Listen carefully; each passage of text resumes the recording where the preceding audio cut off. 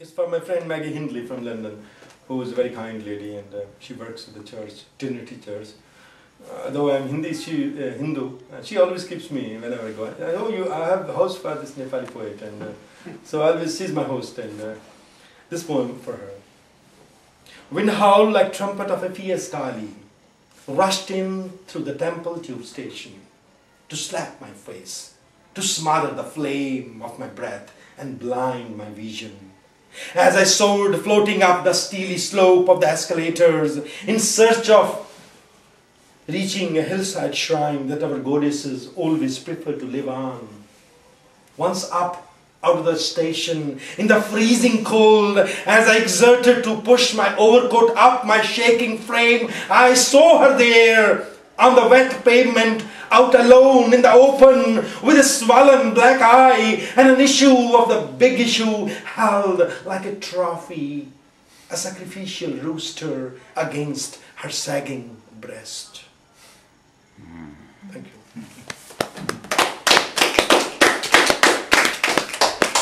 Also, when you travel, you learn this because people are very nice to you. I mean, you meet strangers. You guys know me. You have come, and it's such a wonderful thing. You at least heard of me. A guy who doesn't know me just meets me, and then it shows me way or does something. Would like to have a tea? No, strangers.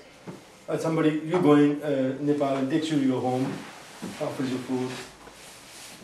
The milk of humanity. I say that there's this bank of humanity. Like I'm good to someone and he's good to someone, and then it goes on. We keep taking out this something. People tell me they were so nice. Like some people are very nice to me because some people were nice to them in Nepal or India or somewhere.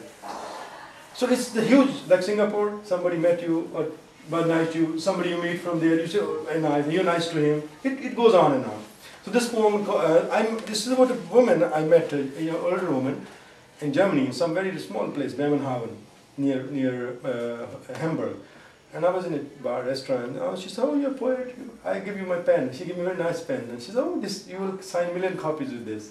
Take it. It was a very nice pen, and I kept it. And I said, this is small things that people give you. The poem is called Someone Left a Pen. On the forsaken table of a restaurant, Zawati Reuter, Starbucks, Willie's Bar, someone left a pen for me. Someone left a feeder, a note scribbled in a language illegible along the stony pavement of a dome, Milan, Roman, Köln. Someone left a page, flash of a naked conch shell on an abundant shore, Den Haag, Bremenhaven, Southampton. Someone waited for me at night in a garden on a white bench, naked like a white cat, facing the listless sheen of a green pond. Someone left an email address, a card, a name on a scrap of paper, in a city bus, or anguish on the screeching brakes of an underground train. Someone kissed my dark eyes in sleep as she lay her silvery head on my shoulder, a book in her hand, Midsummer Night's Dream.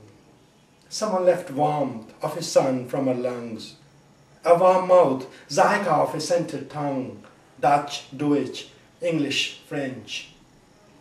Someone offered a bottle of wine, a cigarette, a twig of cannabis, part of a familiar fragrance, aroma of a forgotten paradise, whiff of a wet warmth of a burning bush. Someone left a pen on the palpable tables of my travels. I leaned to pick it up and place it in the black bag of my memory. Wow. Well, there's always the opposite to it. I was in Holland, I was discussing with them, and I was invited to a poetry reading like this. It was in somebody's home, a British poet. And they gave me, like today, the guy brought tea and food. And I went like at his house and he fed me with all lovely food. So I was hungry, so I took some food, cake and food. After a while, I started shaking, and I thought something happened. Pulse. I asked them, what's going on? I'm not feeling well. And they say, oh, come on, you man from Kathmandu, don't you know? You have taken space cake. I said, but what is space cake? They said, oh, you don't know. You've taken hashish cake. They thought because I come from Kathmandu, I can handle everything. And because Kathmandu was the beginning point of all the beat movement and all the hippies, you know, they were born there in the 60s and 70s. So, and then I thought I would die because I didn't know how much I had taken. And when you know it's how much you've taken, it's near-death experience. So, and I started remembering my children, and I thought, oh, I'm going to die now. And this I've had a similar experience at the Smiths. Yeah. These are special brownies. Hey, they're pretty good. I have to be careful. Yeah. Yeah. So the poem is called Space Cake Amsterdam. Don't panic, they said. Remain cool. Remain cool like your Krishna. Meditate maybe like Buddha, uttering Om Mani Padme, jewel in the lotus. Or lie down and relax like Vishnu on the python bed, to float on the ocean's currents, buoyant on the invisible thread of your breath in slow motion. Millions of cats prowled around me. Smoke from shared sex and hashish joints stung my eyes. Unsettling tongue of an oak wood fire fed my stomach. I squinted queasily towards a formidable edge, an unknown, ominous frontier of human life. They laughed a secret laugh behind my back. Isn't it crazy that this man from Kathmandu should get stoned from a piece of space cake in Amsterdam? Don't be serious, laugh. Celebrate the flame of life, a woman's voice said. Hold my hand. I can imagine you are alone on this trail. I've been there once, she whispered. Her tongue curled like a dry leaf in my ear and crackled. How much did you take? Just a piece? I took 38 grams once. It can be crazy if you don't know it's coming. Just don't worry too much. Don't lose your control over things. You can kiss me if you like. You can pat my back. You can tickle my belly or stroke my breasts for a while if it comforts you.